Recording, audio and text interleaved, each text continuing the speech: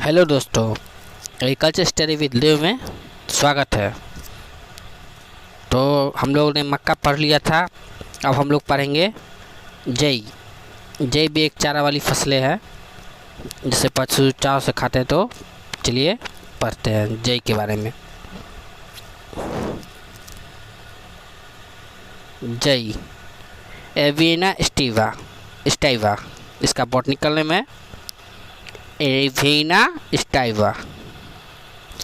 जई रबी मौसम का एक महत्वपूर्ण चारा फसल है जिसमें 10 से 12% प्रोटीन होता है। इस चारे में 30 से 35% शुष्क पदार्थ, 32 से 38% रेशा, 0.35 से लेकर 0.48% कैल्शियम तथा 0.15 से लेकर 0.33% फास्फोरस पाया जाता है। इसमें कार्बोहाइड्रेट अधिक मात्रा में होती है, अतः इसे कड़वी अथवा साइलेज के रूप में हम प्रयोग करते हैं। वितरण देख लेते हैं। बिहार में जई की खेती उन सभी स्थानों पर कर सकते हैं जहां गेहूं की खेती सफलतापूर्वक की जाती है। जई की सिंचित एवं असिंचित दोनों अवस्था में खेती कर सकते हैं, लेकिन सिंचित स्थानों पर इसकी उपज अधिक होती है। इसकी सिंचित स्थानों पर इसकी अधिक उपज होती है। सिंचित यही जई का पौधा। जलवायु तापमान वाले क्षेत्रों सामान्य 21 से 24 सेंटीग्रेड सिंचित स्थिति में तापमान में जई की खेती करते हैं। कम से कम होता है समान ताप।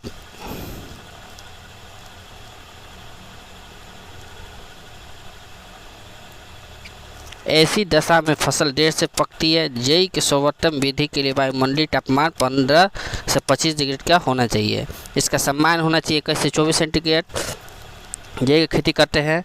जई चारा का उपज अधिक तापमान बीज का अंकुरण में लगाने का समय इसका होता है कि अवधि बढ़ जाती है। ऐसी दशा में फसल देर से पकती है। जई की सर्वोत्तम विधि वायुमंडलीय तापमान 15 से 25 सेंटीग्रेड के उचित माना जाता है। मिट्टी भूमि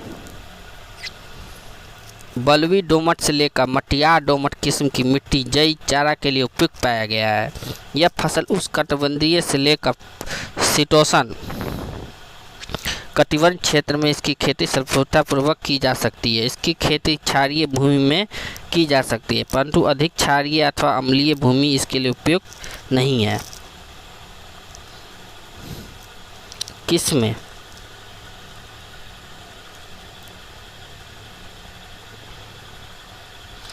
एक कटाई वाली फसलें, बहु कटाई वाली फसलें। एक कटाई वाली फसलें में केंट OS6 OS7, बहु कटाई वाली फसलें में UP O94 PO3।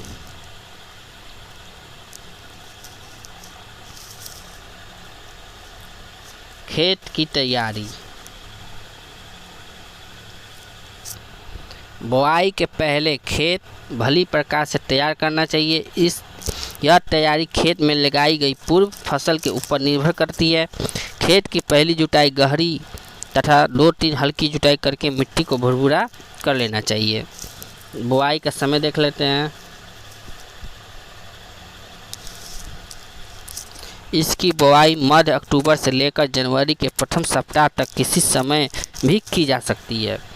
देर से बुआई करने से पौधे ऊंचाई कम हो जाती है, जिसके फलस्वरूप चारे की उपज में कम होती है। देर से बुआई करने में इसका चारे की उपज कम हो जाती है। बीज दर देख लेते हैं। 80 से 100 किलोग्राम हेक्टेयर की दर से खेती करते हैं। बीज दर 25% वृद्धि करके देर से दिसंबर या जनवरी में बोने से चारा उत्पादन प्रतिकूल मौसम में होने वाली कमी को पूरा किया जा सकता है। दिसंबर में या जनवरी में बुआई की गई फसलें प्रति पौधा टेलर्स डोजियो बोला जाता है इसको, की संख्या में कम आ जाती है, जिसके फलस्वरूप उपज कम होती है। फसल को 10 से 15 दिन के अंतराल में बोना चाहिए ताकि चारा नियमित रूप से हो सके। उर्वरक की मात्रा देख लेते हैं। जई चारा के अधिक उपज लेने के लिए नाइट्रोजन, सल्फर, पोटास एवं अन्य महत्वपूर्ण पोषक तत्वों की आवश्यकता पड़ती है, जिसकी मिट्टी जांच के आधार पर रासायनिक उर्वरकों की पूर्ति की जाती है। जई में गोबर की सड़ी खाद 10 से 15 टन प्रति हेक्टेयर की दर से फसल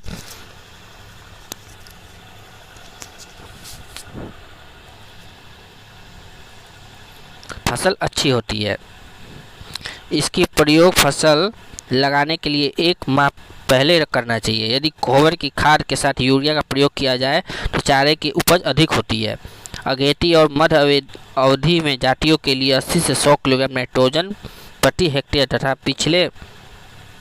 पिछेती में दीर्घ अवधि की जातियों के लिए 100 से 120 किलोग्राम नाइट्रोजन प्रति हेक्टेयर की मात्रा पाया गया है, हम लोग करते हैं। यदि भूमि में फास्फोरस और पोटास की कमी हो तो फास्फेट 40 किलोग्राम प्रति हेक्टेयर के पोटास 30 किलोग्राम प्रति हेक्टेयर से दर से देना चाहिए। 40 kilogram sulphur, 30 kilogram potash nitrogen आठवीं मात्रा में मिलाकर खेत में हैरो या हल से मिला देनी चाहिए। शेष नाइट्रोजन की आठवीं मात्रा बुआई के 25 से 26 दिनों के बाद सिंचाई के समय देना चाहिए। शेष मात्रा प्रथम कटाई के बाद छिड़काव विधि से देकर सिंचाई करनी चाहिए। चारे की पौष्टिकता प्रोटीन बढ़ाने के लिए नाइट्रोजन का प्रयोग अवश्य करना चाहिए। सिंचाई एवं जल निकास। अच्छे चारा फसल की सिंचाई की व्यवस्था अति आवश्यक है। प्रथम सिंचाई 25 से 26 दिनों के बुआई के बाद करना चाहिए। अच्छी चारा फसल के लिए हम लोग सिंचाई बहुत आवश्यकता पड़ती है, क्योंकि सिंचाई ही से ही उसका विकास होगा। पानी की आवश्यकता। प्रथम सिंचाई 25 से 26 दिनों में, बाद की सिंचाई 15 से 20 दिनों के अंतराल पर करना चाहिए। अब खरपतवार नियंत्रण देख लेते हैं।